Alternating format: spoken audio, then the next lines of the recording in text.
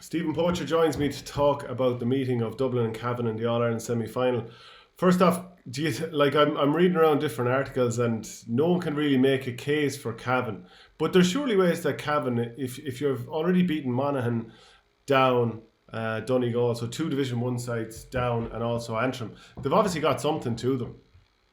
Yeah, no, listen, Shane, we had a discussion about Cavan after they beat Donegal, and we chatted about, the historical grounding or foundation that they had through their under-21 success, and that stands for something, it definitely does stand for something. My only concern when I was analysing Cavan's victory over Donegal is the level of intensity, Shane, that Cavan brought to the encounter. And we were actually chatting about it today in school among a couple of us, a couple of teachers were chatting about it, and we're talking about, the level of tackling they brought to that middle third, particularly the middle third. They made it a war zone, if that's the right way to describe it.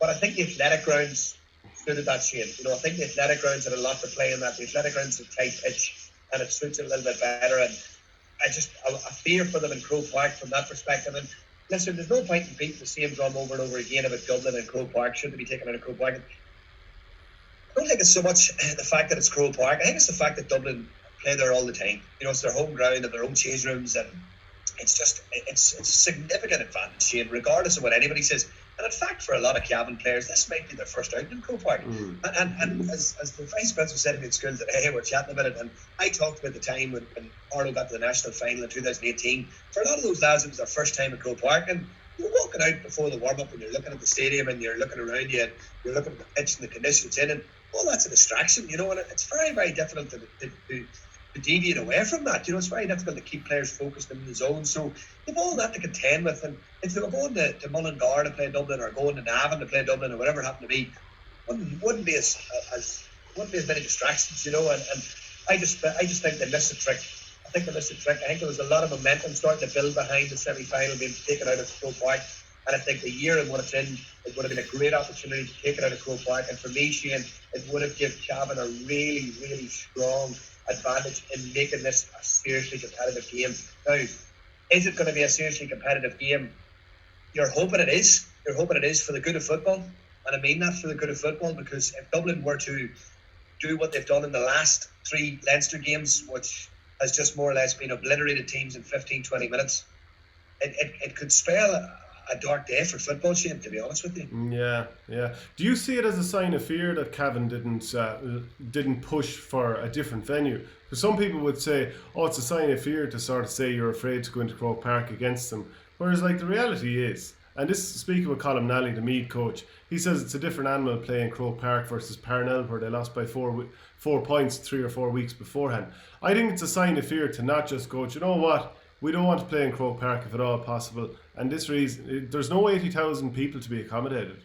I mean, I think there's a possibility that it's a sign of fear. Yeah, well, the other thing too as well, you talked about, I know Colm spoke to you about this. Colm's completely right. It is, Croke Park they're a completely different animal. And if you actually look at it, Shane, I would love to look at the statistics over the last number of years when they've played outside of Croke Park. They played Laois in Nolan Park in 2016.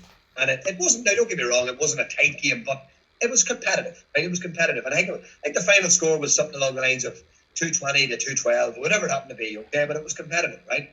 They played Carlow in 2017, and it was quite competitive, right, in Portlaoise. In 2018, I'm not sure if they played outside of Croke Park, I can't mind.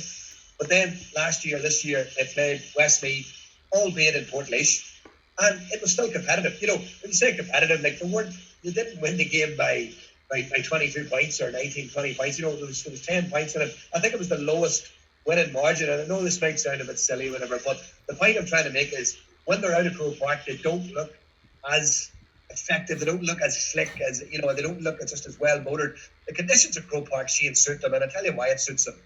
They're the most athletically conditioned team in the country without a shadow of a doubt. They're a million miles ahead of any team when it comes to strength conditioning. A million miles. And I mean that. And the likes of Tyrone and Donegal's of this world and the Mayos possibly, yes, they're there and they're conditioned and they're Welsh, they're in great shape and they've got great structures in place. But this team are ahead of the pack. Look at the difference in body composition in Conor O'Callaghan in such a short period of time. It reminded me of the photograph of Gareth Bale arriving in Real Madrid as a skinny lad and the arms thin and he's getting his medical done. Within a year, Bale had put on nearly 10 kilos of solid muscle. And you can see the difference in his physique. Conor Gallagher's exactly the same. And there's no point in trying to water it down. The image of him fielding that ball for their first goal and knocking number 4 out of the way in mid-flight, the strength of him, he actually caught the ball, and he done something that I haven't seen in a long time. As he caught the ball, he was turning in mid-air and landing facing the way that the play was going, and it was a phenomenal piece of athleticism, Shane. Phenomenal piece. It shows you the level of condition that these Dublin players are at. They're at a serious level of conditioning, Shane, and it's ingrained in them, and it's a culture that's ingrained in the camp, and you can see it very, very clearly. And that's just why, for me, when they go to Croke Park, they're just a completely different beast. Despite the fact that they know the dimensions, they know the game, they know the pitch, their home venue. Let's be honest, it's their home venue. And if Cavan were playing this game at Breffni Park, you can bet your bottom dollar there'd be a lot more confidence and a lot more excitement. But look, the other no illusions. They're Ulster champions. Ulster's a proud province. It's a province that is very difficult to win, no matter what side of the draw you're on. Always very difficult to win. And they've earned the right to get a crack at Dublin now. They've earned the right to. And I just hope that they do themselves justice on Sunday. And when I say a sign of fear, I mean they're worried about the perception of people outside, whereas you shouldn't care. And realistically, you're going to lose the game either way, so why not give yourself the best chance? Is there any particular aspect of this game tactically that you find interesting? Well, I suppose for me, we go back to looking at the kickouts. Looking at Remy Gallagher's kickouts, and will Dublin press or will Dublin set a trap? And what Dublin have done, Shane, and I'll just show you on the board here briefly, what Dublin have done some games, and it's funny because I picked up on this, and Dublin are normally the innovators. They're normally the team that comes up with something new. They're normally the team that uses the rules to their advantage. The only time I haven't seen them try and use a rule to their advantage was when the mark rule came out for the first time. They completely ignored it, and they were the one team that didn't play the mark at all. And I think the reason behind that was that they had a strong sense that the mark was going to get thrown out. But all of a sudden the mark stayed, and they obviously then they had to accept, well, the mark is here to stay. And you've seen this year in particular them using the mark a lot more than what they would have done last year, Shane, in the National League. Yeah, they had three of them early on in the game against Meath, 3 of them. Yes, and the thing about it is, Shane, as well, we go back to physicality. They're such a strong, conditioned team that they can win their own ball. They can win their own ball. They can win it. They can win it a 60-40. They can win a 70-30, a 50-50. They can win that type of ball where a lot of forwards can't. But plus, on the other side of it as well, not only can they win the ball, but they've also got forwards up there who are comfortable kicking off both feet and who are kicking from place balls. And one thing, Shane, I've noticed about the rule, the back pass rule has been very interesting. And what I've found is Cavan went long on 15 out of their 17 kickouts against Donegal, even at times when Donegal tried to trap them as well. And I think what Dublin have tried to do a number of times, and what they may try and do on Sunday, Shane, is they may try and do this, okay, which is push forward, right, and create a visual, what you would probably call press in the middle third, okay? And what they're hoping to achieve by that is they're hoping that Remy Gallagher will not look to go long. What he'll look to do is set a trap for one of his cornerbacks. So he'll drop off the cornerback, and he'll hope that Gallagher will just chip a ball to him, knowing that Gallagher can't get the ball back. And what will happen then is he will press the source. Conor Gallagher will probably leave his man and come across and double up on the blind side. And the other corner forward, Mannion, whoever it is on Sunday, come across and cover 3.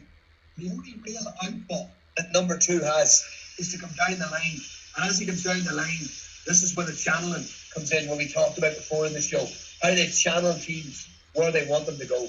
Dublin will want you to go there, and they'll tell them and they'll show them, and they've set that trap for them. And there's a great example of it in the Meath game.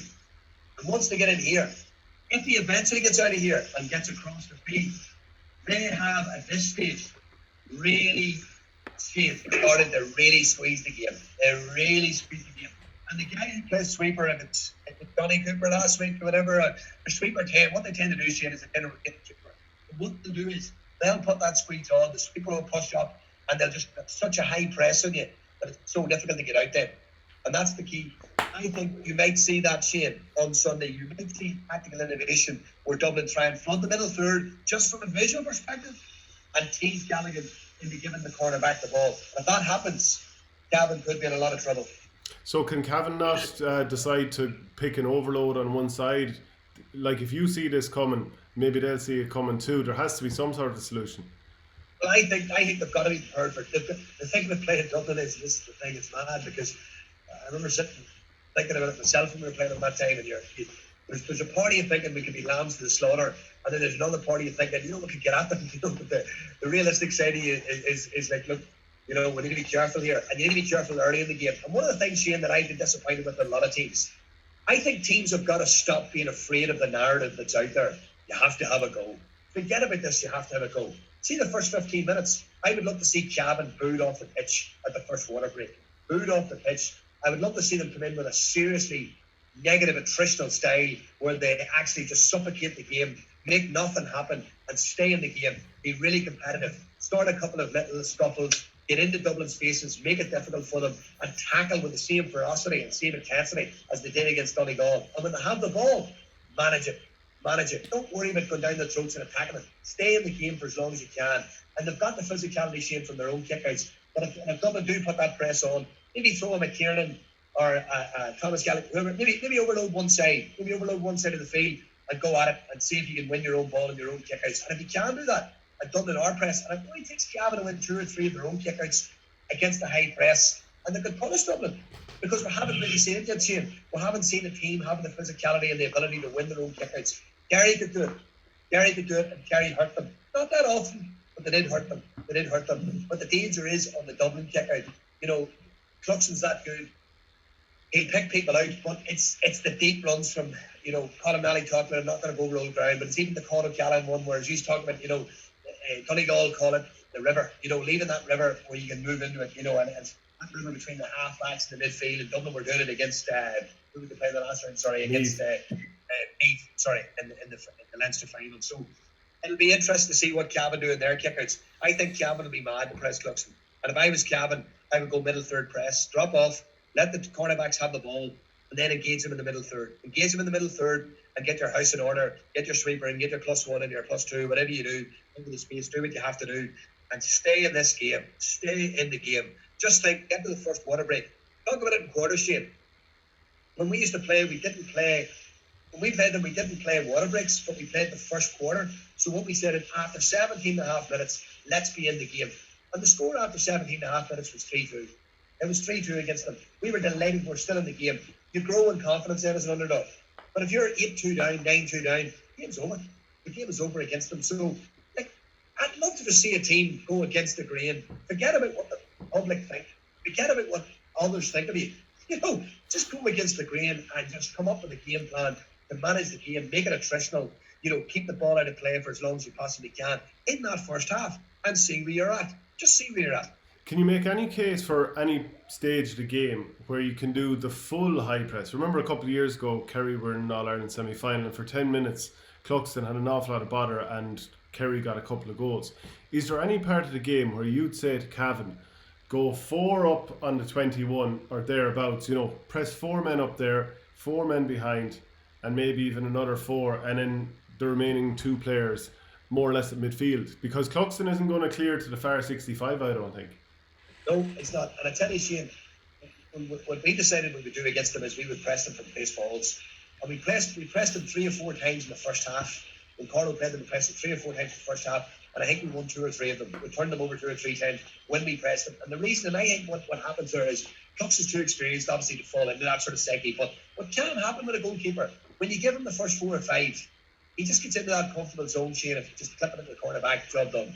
And all of a sudden, then after 4 or 5, he's faced with a press.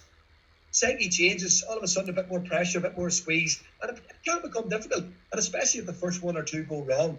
The only thing I would say, Shane, is I think Cavan are completely wasting their time pressing this Dublin team from open play. If you press Dublin from open play, you're going to get hurt. You're going to get hurt badly. You're going to concede goals. The 12 kickouts against Meath, they scored 3-1 off them. 3-1. That's mental statistics. Pick your moments, and for me, it has to come from place balls. When you have place balls, pick your moments. It's the game. The game's tight.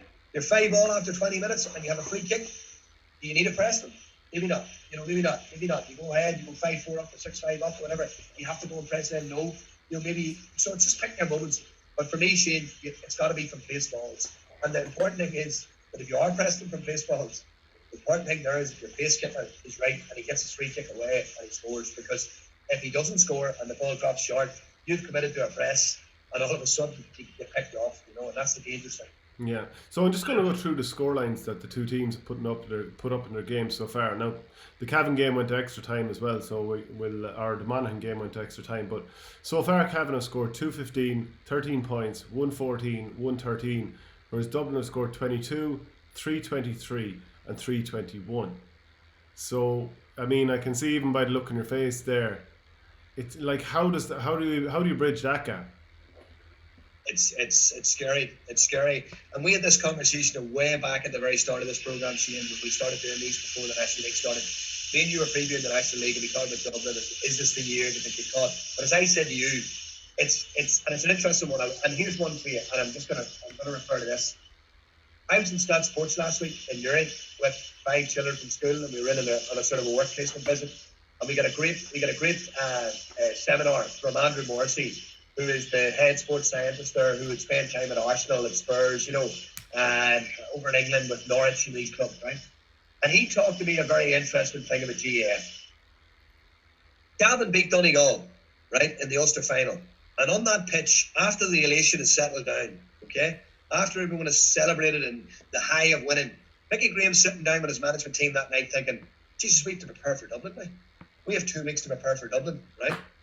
Dublin, on the other hand, are sitting down at the start of the Leinster Championship, and they're tapering and tailing their training to prepare for an All-Ireland semi-final and final, because they know they're going to be there. And the Ulster teams don't have that luxury. They're just preparing week on week on week. So your training loads, the tapering that you're doing at training, what you're focusing on, what you're working on, you can't do it. You can only go on a week-to-week basis, and it's a very interesting one, Jay. In professional sport, it's difficult fixtures are laid out, but Dublin are thinking like a professional team. They're thinking further on down the line. As I said to you, Leinster's, not only is Leinster dead, and I'll tell you the truth, I agreed with a lot of what John Collin was saying in the letter, from Westmeath. I agreed with a lot of that, right? But at the same time, Shane, the narrative that I've said to you before about Leinster, it's dead, it's dead, it's dead, it's dead, if you keep saying it, people start believing it. Look at the minute Kildare players that retired this week. And I would say they're just a beaten bunch. Just what's the point? You're reading something over and over again.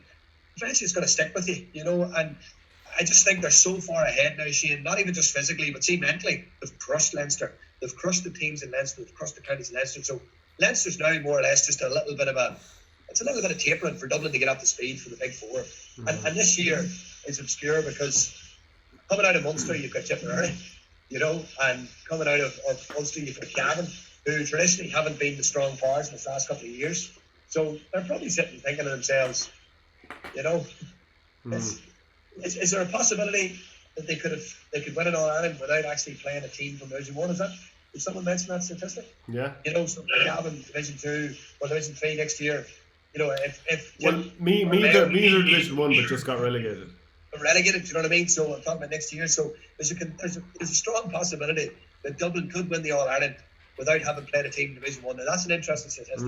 And I'm going to play devil's advocate on this, and I mean, I don't believe it. Dublin are going to win is how I'd see it.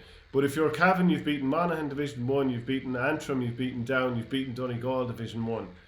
So is there any case you can make from winning this game, or is it just Dublin are too interchangeable, too powerful everywhere?